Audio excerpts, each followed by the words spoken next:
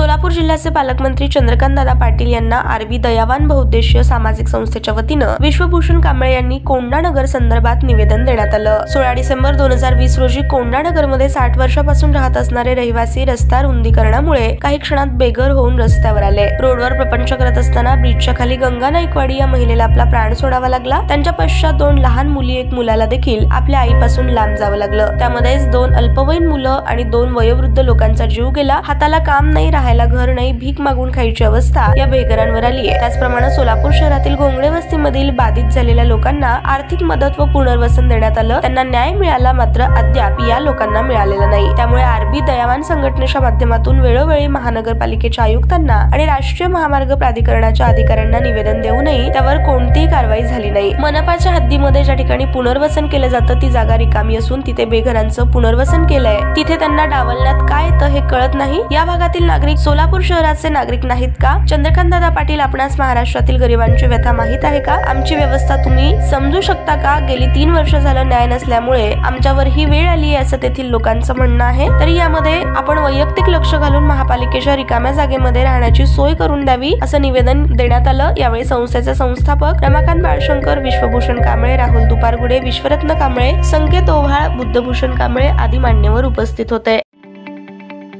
ताज्या बातम्या पाहण्यासाठी प्राईम महाराष्ट्र न्यूज चॅनलला सबस्क्राईब करा।